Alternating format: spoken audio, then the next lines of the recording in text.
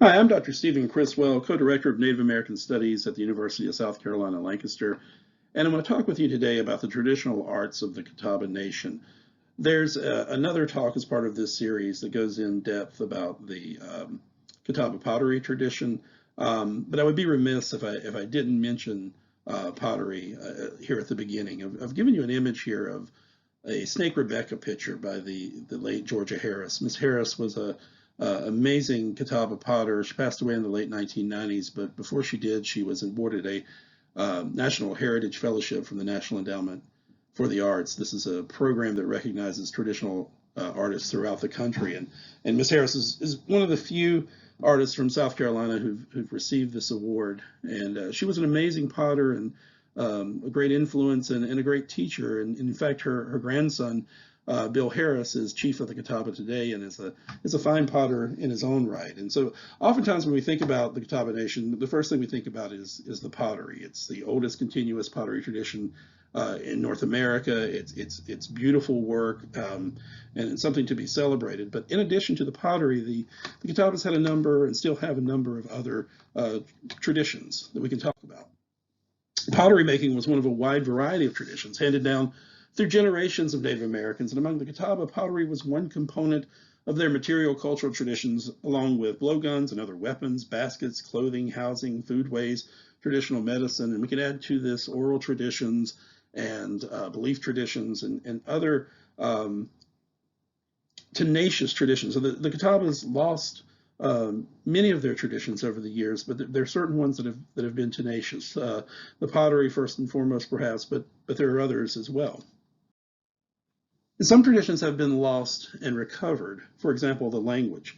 The Catawba language, for all intents and purposes, died out in the late 1950s, early 1960s, when the last speakers of Catawba, folks who grew up speaking Catawba in the household, when they passed away. And for a number of decades, the language was lost. But in the 1980s, in the 1990s, through the work of the Catawba Cultural Preservation Project and Dr. Winona Hare, as well as my colleague, Professor Claudia Hahnemann Priest, the language was revived. They went out and did field work, and they found vestiges of the language in the community. They went back to the work of earlier anthropologists and linguists. They created a script for the language and a lexicon, and recently have been teaching the Catawba language on the reservation to children and adults. So it's a story of recovery and revival, and sort of give you a sense of what happened here. I'm going to play you this recording from the early 20th century. Chief Samuel Taylor Blue, one of the last speakers of the Catawba language, was recorded here singing a traditional Catawba song. Let's give it a listen.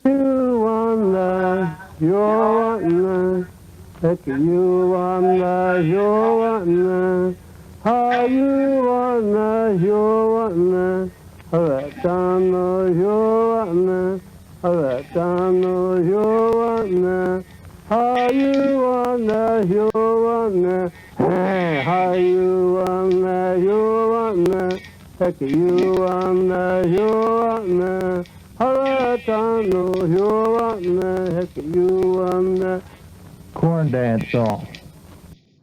Now, fast forward to the 1980s, 1990s, scholar Dr. Tom Bloomer was interviewing Nola Campbell at the time, who was a Catawba potter. And Miss Campbell had apparently sung a song for Mr. Bloomer and Dr. Bloomer, and he asked her to sing it again. And here's the recording of that. It should sound familiar, but listen to what she says at the end of the song.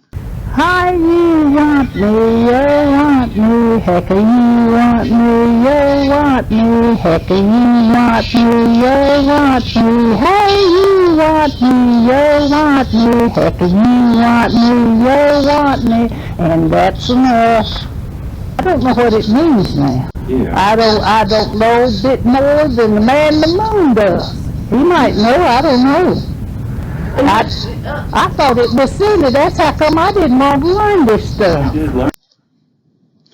So if you hear almost regret in her voice there in expressing that she thought it was silly, she didn't learn this language, and more than likely her parents, like a lot of Catawba parents, wanted the children not to learn Catawba but to learn English so they could go out into the larger society and have more educational opportunities and more economic opportunities. But but that came at a cost, and the language was gone for a few years. And luckily, the story has a happy ending through the work of the Catawba Cultural Preservation Project. The language has been revived. The Catawbas also, and we heard a little of their music traditions there. The Catawbas also have dance traditions and drumming traditions. Some of their dances are Catawba dances, they're indigenous dances.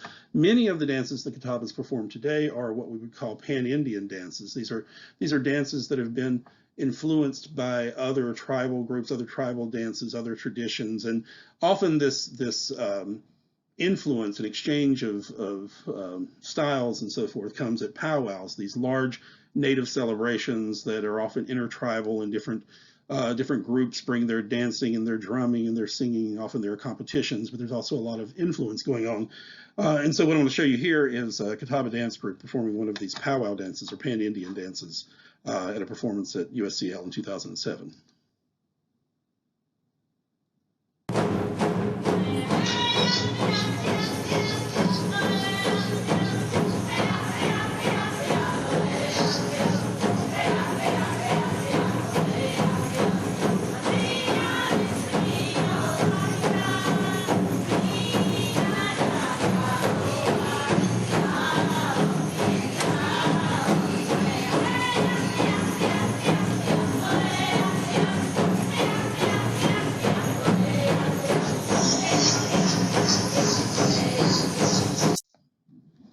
The Catawbas also have a rich oral tradition. There are a number of genres or types of stories that we find still today told among the Catawba. There are still myth, legends, and belief narratives that are told and retold. There are animal stories, animal tales that almost function as fables or parables. There are family stories, as there are in most families. There are stories that contain traditional lore, stories that we can go to learn more about traditional medicine or traditional beliefs. And many of the potters themselves have stories about pottery making that they share and reshare and talk about among potters and aficionados of the pottery. Here's an example of a myth. This is Keith Little Bear Brown telling the Catawba myth of the origin of the waters. Well, of course, this pipe is still in a rough stage, but long ago there was this huge turtle, a very big turtle that had this really big head, and he was guardian of the water. He said it was a spring of water. You know, this was a very big turtle in a big spring, but this was the only water anywhere around. One day, as this turtle sat over the water, this fox come by, and the fox asked the turtle if he could have some water. And the turtle to him said, "No," said, "I'm guardian of the water. You can't have any water." So fox leaves, but a few days later, this fox is back again, and by this time he's so thirsty that his tongue is hanging out and his tail is dragging. He can barely speak. But once again he asked this turtle, said, "Would you please let me drink the water?" He said, "I'm so thirsty." "I'd thank you much." Well, the big-headed turtle again told him, said, "You can't have any water. I'm guardian of the water." So the fox leaves again, but this time the fox is going away, sitting underneath the bushes and briars, his brother Rabbit. And this Rabbit calls the fox over and he asks the fox, he says, "Fox," he says, "why don't we work together?" So to get some water from that turtle. He said, "I'm thirsty too." And the fox asked the Rabbit, he says, "Well, Rabbit, do you have a plan? What's your plan?" And Rabbit said, "Sure." He said, "Go gather up some clay." And the fox went to gather up clay. And Rabbit went off in the field and he gathered up this plant we call rabbit tobacco that grows out. And he got up a nice bundle of this rabbit tobacco and tied it up. And then he got back with old Fox and told him, said, "You take that clay you have," and said, "make a smoking pipe." So that's what that fox did. He made a pipe shaped just like that turtle. And that was the very first turtle pipe that was made. Catawba people still make turtle pipes to this day to commemorate that story. Well, they take these items and they go back to see this turtle and they say, "Mr. Turtle, we have some gifts for you." So here's a pipe to smoke and some tobacco. No, Turtle had never smoked before, and he said, "Well," I said, "I'd take your gifts, but you're not getting any water." And I said, "But Mr. Turtle, this pipe is made in your image." And he says, "Well, fine, but you're still not getting any water." So they placed the gifts at his feet and they go away. Old Fox is sitting on Noah watching, Rabbit's back underneath the bushes, and pretty soon that old turtle, he picks that pipe up and he looks at it and he thinks, "Well, this is a nice pipe and it's made in my image." And he's full of this ugly pride stuff, and his head probably gets it even bigger. And pretty soon he decides he's going to try smoking, so he puts the tobacco in there and he smokes this pipe. And when he smokes, he relaxes and drops his guard. when it happens, that's all rabbit and fox are waiting for. They run over and they scratch underneath this big-headed turtle to get to the water. And when they do, all this water come rushing out. And since that day, the water's flowed quite well. That's where the rivers and lakes came from. Well, when they do that, this big-headed turtle, he wakes up, he's startled. He knows he's been had, and he's no longer guardian of all the water.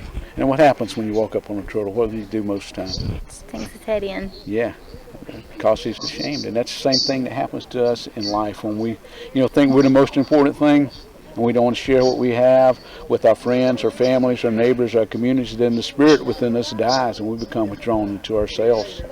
And we're not doing the things that the Creator put us here for, because He gave us all a place and purpose in life. So that's one of the stories that we use to help teach, about the lessons of life. The story of Kayan Iskan Padke.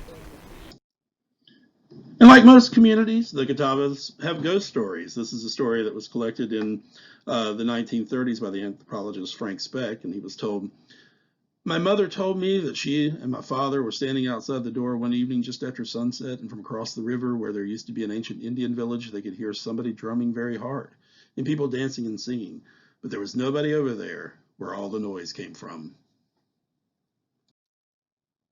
The Catawba also still have animal stories or sort of fables that they tell, and this is a story that was told to us a few years ago by the late Elsie George Blue, and she was the last surviving child of Chief Sam Blue, the one of the last speakers of the Catawba language, and she tells this story here about a possum first telling it in Catawba and then translating it into English for us.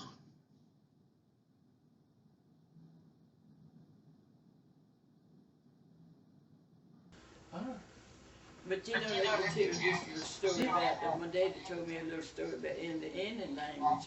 I know a few words of Catawba language, and he told me a little story about an old possum. These were no ugly animals, and he goes something like this: "Yut me, Tana, Moikaha, Sintu, Pronde, Kachun."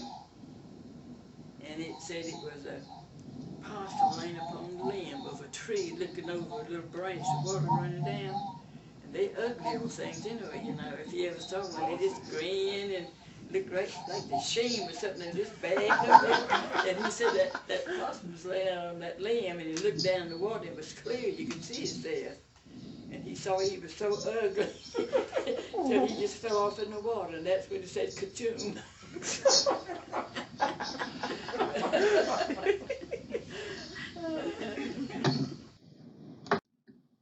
Additionally, potters often have stories about making pottery or about learning to make pottery. Here's a clip of the late Evelyn George talking about first starting to make pottery. I didn't have any teachers. I just watched. My mother taught pottery, and I was raised up around it. My grandmother taught pottery. So it was in here with me, so I just started taking it up and just learned all I could from them when they were living. But I do my own patterns and whatever pictures. Like the language, the art of basketry was lost to the Catawbas for a period. But it's being revived today through the efforts of folks like Faye Greiner and students of hers like Rue George Warren and the efforts of the Catawba Cultural Preservation Project. Basketry is being revived among the Catawba, and this lost art has been recovered. And the baskets play a role both as their own traditional art form, but they were also important in the process of making pottery in the earlier days. The baskets were used to transport clay from the clay holes to the homes where the pottery would be made. And I want to finish up here with a quote from Catawba elder Elizabeth Plyler, who not only references the baskets and their role in the pottery making at the end of what she says here, but I think more importantly, explains why it's important to the Catawbas to maintain and preserve these traditions. Now, why is it important that the children learn to do this? Because the older people like me and Bertha, we won't be long. We'll be passing on. So we have to teach the young ones so the heritage will be carried on, the pottery making. But at one time, it got down to where there was just a few potters, but now a lot of the young people and some of the older people like me is beginning to make. But I started. Go ahead. It's a tradition that, you know, we have made for hundreds and hundreds of years. And another thing, now when we go to dig the clay, they take buckets or something like that to put the clay in. I have a picture where my grandfather and grandmother's at the clay hole. And she has a basket, a big old basket putting her clay in. Like a, what's it, cane or oak? Or It looked like a cane, an oak basket. to carry the clay?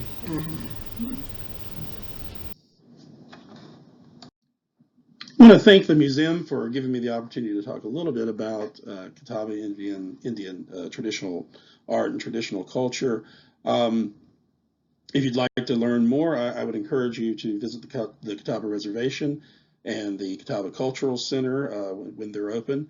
And when we open back up here in Lancaster, I want to extend an invitation to you to visit us at the Native American Studies Center on Main Street in Lancaster, South Carolina. You can find more about us on social media.